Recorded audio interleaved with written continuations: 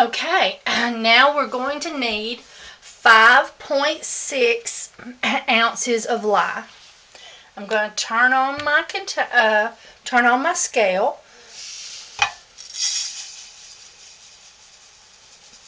I'm going to slowly shake the crystals into the container.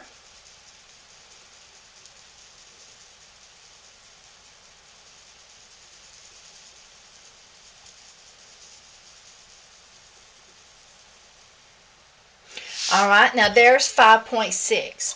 But if you should go over, I like to use a small dry spoon, no water. It cannot be just freshly washed. It must be bone dry.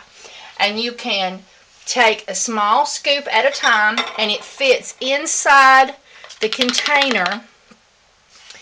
And so therefore, you don't mess up by having lye spray onto your cleanable surface. So now I'm going to put that back. There we go. And we're using Essential Depot's lye. You always need to make sure that you put your lid back on real good. And you want to store this in a high or locked cabinet or a very high shelf where children and no one who don't understand the danger of this substance could get in contact with it. I prefer the long kitchen gloves that come up my arms and give me more protection. Some people choose to use the hospital nurse or doctor gloves, but I spilled lye on my hands when I had those thin gloves on, and I still felt the heat, and I didn't like that. And these are much tougher and thicker and offer you more protection.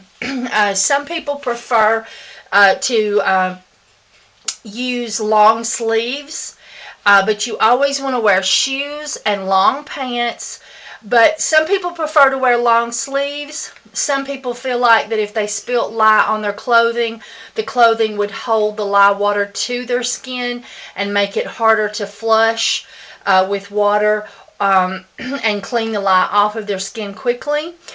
You always want to keep a big gallon of vinegar handy at all times. I always have one right here on the shelf in the soap room that I can grab easily because pouring vinegar kills lye, makes it inactive. And so pouring vinegar and then flushing with cold water is the recommended treatment for that. And then of course go and see a doctor. You always want to wear gloves to protect your eyes.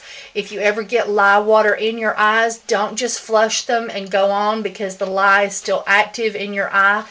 You must go to the doctor and have that your eyes properly cleaned out, or you can lose your eyesight later, many hours later.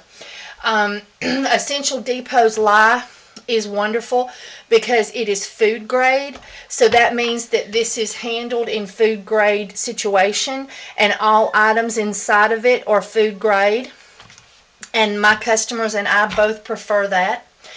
Now we're going to add the lye to the water. Okay, you want to add the lye to your container slowly, and you always want to use a stainless steel whisk. Lye can get over 200 degrees hot, so you want to make sure that you have a thick, heat-resistant container. You want a container that will not melt or bend at over 200 degrees. Also, with a skinny, tall container, your water is way down here, and so when you're whisking, there's less chance of splashing. And so now you always add lye to water. If you poured water into this, you could have an explosion. You always want to dilute your lye into the water and stir slowly to prevent splashing.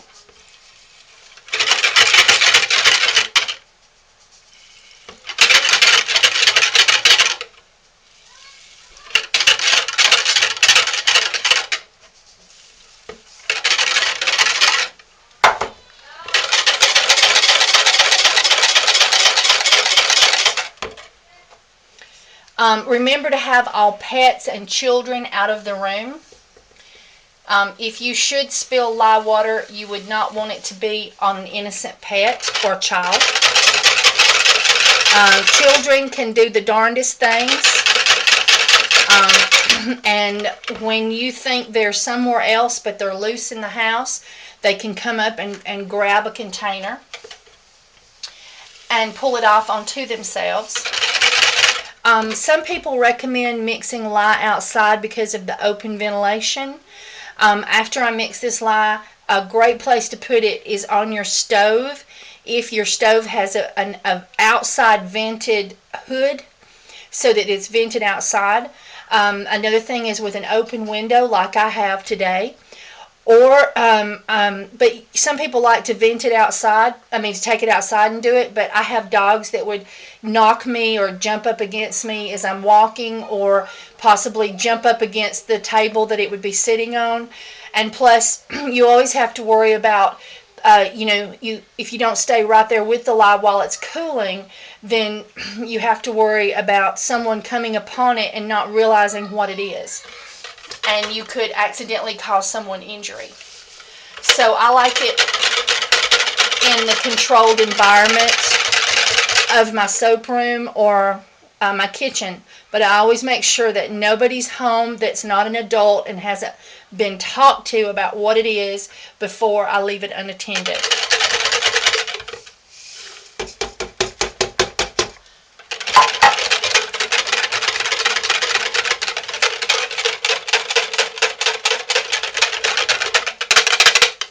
Okay, and now I have a tray, and then I can take this to the sink and rinse it, and that keeps lye water from dripping onto my surfaces.